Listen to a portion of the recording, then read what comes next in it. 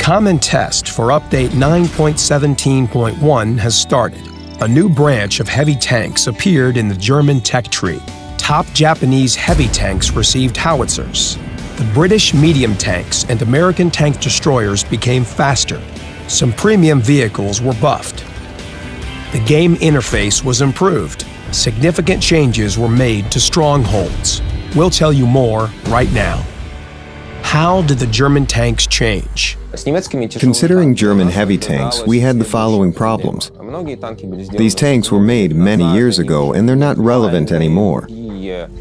This is a large pool of problems that should be addressed integrally. You can't just rebalance one vehicle in this case. So we decided to add two new vehicles to the Maus branch, Tier 8 and Tier 9 ones. Playing them is like playing the Maus, but at the tiers below. They're very durable armored vehicles, but they're very slow. Well, all players know what the Maus is like. In the VK4502 branch, we decided to make the following changes. Since many players like the Tier 9 tank so much, we decided to add a similar tank to Tier 10. Well, it's a different vehicle, but with the same gameplay. This is the Panzerkampfwagen 7. This vehicle is very similar to the Global Maps VK7201 tank, but has a different gun. For another great change made to the E100 branch, we improved the armor penetration of the top 150mm gun. That's what the players have wanted for a while. We decided to revamp German medium tanks a bit because they didn't really fit their battle tasks. They were tuned long ago, and since the environments have changed and the tanks have become out of date, we decided to buff them. Why were the Grill 15 and T110E5 changed? The Grill 15 is a very toxic vehicle at the moment with very high characteristics, and there are a lot of them in battles. So, based on the statistics and player feedback, we decided to decrease the battle efficiency of this vehicle a bit. There's nothing too drastic there, but we believe that our changes will be enough for this vehicle to stop creating this many problems.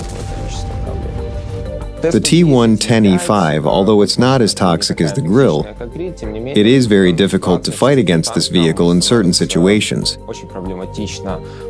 Even if you use premium shells, there's no guarantee you can penetrate it. So we decided to do two things. Reduce the armor behind the front wheel, so that the vehicle track can now be knocked off, and slightly reduce the armor of the commander's cupola at its center. Now, if you manage to hit it directly, you will have a good chance of penetrating it when playing a same-tier vehicle. But this isn't a guarantee, and the cupola will still be difficult to hit if the tank maneuvers well. How did the Type 4 Heavy and Type 5 Heavy change?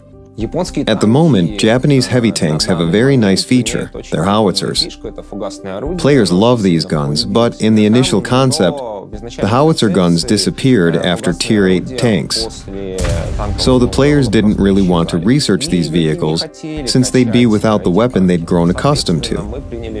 That's why we decided to add howitzers to the Tier 9 and 10 tanks as well. We also improved the armor of the Tier 10 Type 5 Heavy, because it was deemed insufficient. We believe that these new howitzer guns will increase player interest in them, and those who like the Tier 6 OI tank or Tier 7 and Tier 8 tanks will research top-tier vehicles more actively. What changes were made to the American tank destroyers and British medium tanks? American tank destroyers, the T-28, T-28 prototype, and T-95 are the vehicles built on one base, with specific differences. They are the slowest vehicles in our game. They are very difficult to play at the moment due to their extremely low speed. We decided to fix that. All these vehicles will now be able to travel 20 kilometers per hour and higher. The problem of the British medium tanks is their low maximum speed. Players don't really like medium tanks without armor that can roll at only 40 kilometers per hour. So we decided to increase the average maximum speed to 50 kilometers per hour to make these tanks more competitive. We also made their guns more convenient to fire. We also decided to buff several problematic premium tanks in Update 9.17.1. They are the Panther M10, Panzer IV Schmalturm, Japanese Tiger, Soviet T-34-85M, and the British Tier 8 FV-4202 medium tank. Why did strongholds need to be changed? There are two main problems with strongholds. The first is the so-called cover attacks, when a whole bunch of clans conduct fake attacks at each other, thus reducing all combat activity to nothing. So they don't battle themselves, and they don't let other clans attack each other, meaning there's no real combat activity between strongholds. The reason for this is that clans can choose their opponents and attack each other. The second problem is that the ability to pillage the opponent's stronghold and destroy its structures scares off weaker clans, and sometimes even average clans, from participating in battles for stronghold. This means they can't upgrade their stronghold higher than level 4, because due to pillages by the enemy, all their efforts towards developing their strongholds go up in smoke. What will new strongholds look like? The most important change awaiting players in the new strongholds is the complete withdrawal of the Battles for Stronghold mode. It will be replaced by the Advances mode. This mode is somewhat similar to the old one. The two clans conduct a series of battles against each other with the shift of the front line along the so-called route, already familiar to the players. The similarities end there. In everything else, the new mode is completely different. First of all, clans are unable to choose their opponents in the Advances mode. The opponent is chosen by a matchmaker. And this opponent, with a very high probability, will have a skill level that is almost the same as the skill level of the clan that's searching for an opponent, with an aim to creating the fairest possible battle. Secondly, a clan that loses the battle won't lose anything at all.